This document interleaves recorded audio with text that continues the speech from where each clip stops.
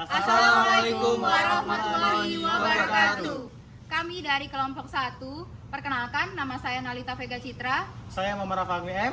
Saya Tata Dika Widiari. Saya Dasya Fitri. Saya Intan Heri Anisya. Saya M. Aiman Kolbi Arafli.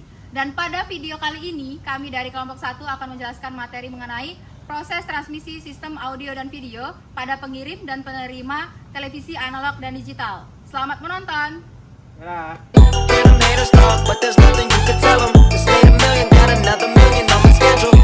No love for 'em, nigga breaking hearts.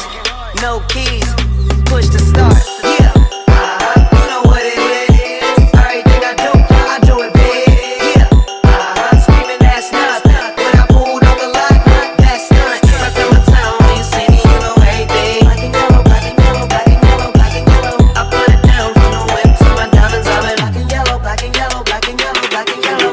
Yeah, you know what it is. Everything I do it big. Nah, sebelum kita masuk ke dalam materi ini lebih lanjut, saya akan menjelaskan mengenai gambaran singkat tentang perkembangan televisi dari analog ke digital. Perkembangan televisi dari analog ke digital adalah suatu tonggak besar dalam sejarah industri penyiaran. Pada era televisi analog, sinyal audio dan video ditransmisikan sebagai gelombang elektromagnetik termodulasi analog. Namun, dengan masuknya era digital, sinyal-sinyal tersebut dikonversi menjadi format digital yang memungkinkan untuk kompresi, pengiriman lebih efisien, dan kualitas gambar dan suara yang lebih baik. Transisi ini dimulai pada tahun 1990 hingga sekarang. Berlanjut dengan banyak negara menghentikan penyiaran televisi analog sepenuhnya dan beralih ke format digital. Perkembangan ini membuka pintu bagi berbagai inovasi termasuk televisi definisi tinggi atau HDTV, siaran televisi satelit dan kabel yang lebih baik serta layanan streaming daring. Kemudian keuntungan utama dari televisi digital termasuk kualitas gambar yang lebih baik, audio yang lebih jernih, kemampuan untuk menyediakan lebih banyak saluran dengan bandwidth yang sama, dan layanan interaktif yang lebih canggih seperti teks terjemahan dan juga informasi tambahan pada layar.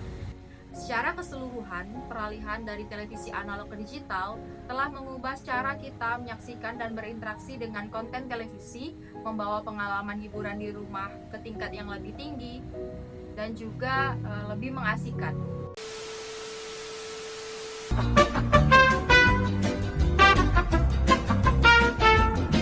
Terdapat tiga aspek yang ada pada perbandingan sistem analog dan sistem digital. Aspek perbandingan yang pertama ada aspek kualitas. Sistem analog dapat mengalami degradasi kualitas sinyal karena adanya noise atau gangguan dari luar. Kualitas sinyal menurun seiring bertambahnya jarak transmisi.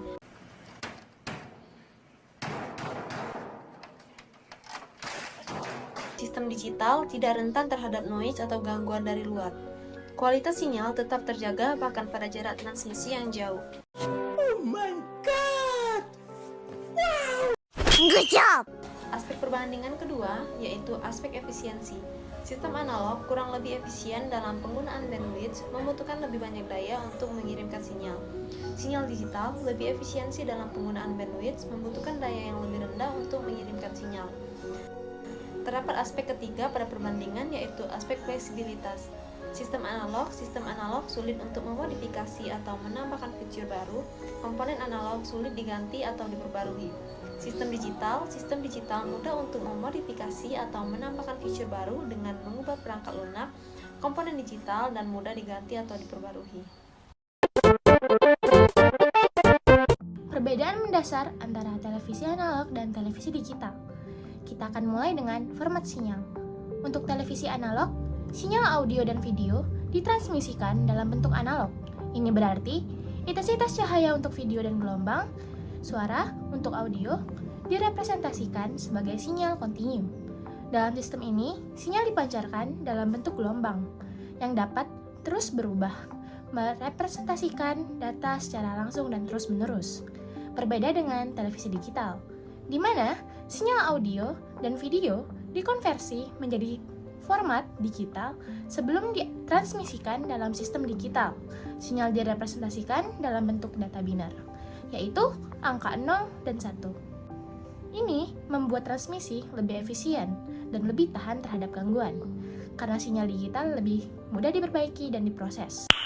Nice. Selanjutnya, kita akan melihat kualitas gambar dan suara. Pada televisi analog, kualitas gambar dan suara sangat bergantung pada bandwidth yang tersedia dan tingkat gangguan. Ini berarti kualitas bisa sangat bervariasi dan seringkali kurang optimal, terutama jika ada interferensi atau jarak jauh dari pemancar. Namun, televisi digital menawarkan kualitas gambar yang jauh lebih baik. Gambar yang dihasilkan lebih tajam, warna lebih hidup, dan suara lebih jernih.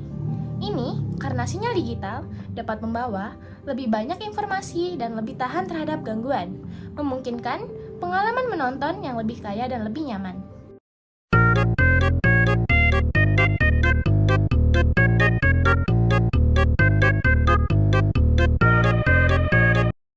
Oke, kita bahas bagaimana cara kerja TV digital.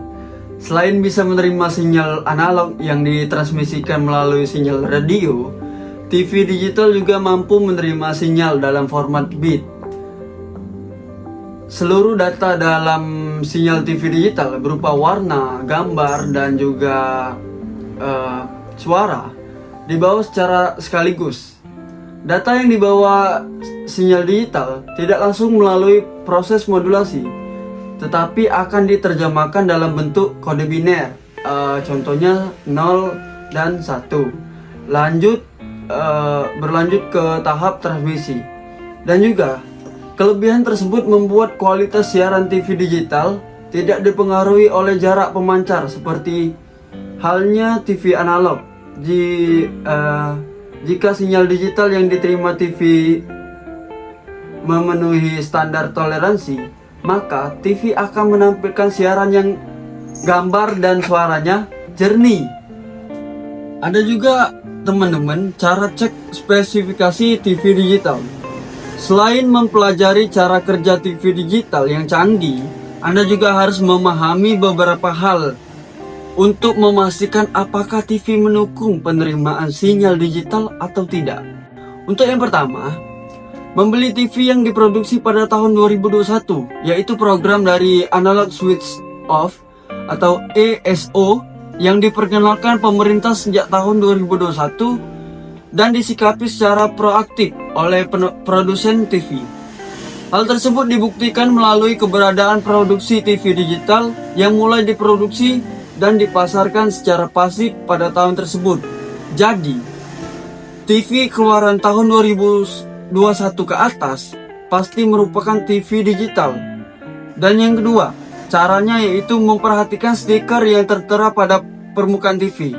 Pada umumnya, TV digital dilengkapi stiker pada bagian belakang layar yang menunjukkan bahwa tulisan pada stiker TV digital kerap bervariasi, antara lain contohnya digital ready dan digital TV atau di TV.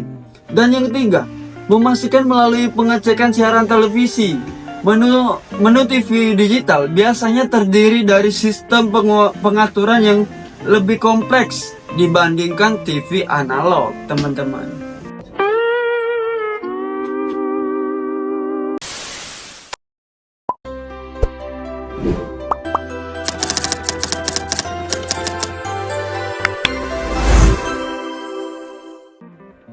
Bagaimana sih proses transmisi sinyal audio dan video pada televisi analog?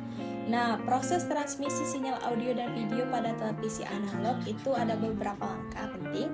Yang pertama yaitu perekaman. Perekaman adalah proses dimulai dengan perekaman gambar dan suara menggunakan kamera dan mikrofon. Nah, sinyal video direkam dalam bentuk analog yang mempresentasikan intensitas cahaya pada setiap titik gambar. Sedangkan suara direkam sebagai gelombang suara analog. Kedua ada modulasi.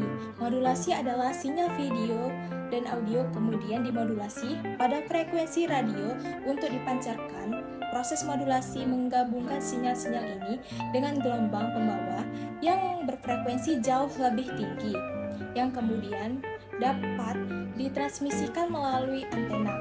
Yang ketiga ada pemancaran. Pemancaran adalah sinyal-sinyal yang dimodulasi kemudian dipancarkan melalui antena pemancar.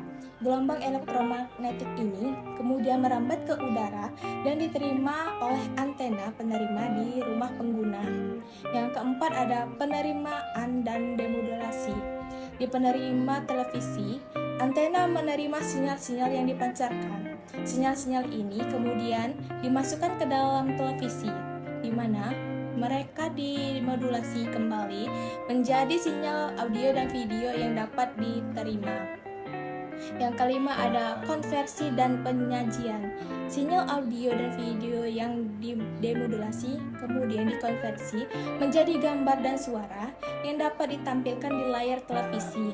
Sinyal video dapat diubah menjadi gambar dengan menggunakan tabung sinar katode atau CRT atau teknologi layar data modern seperti LCD dan LED.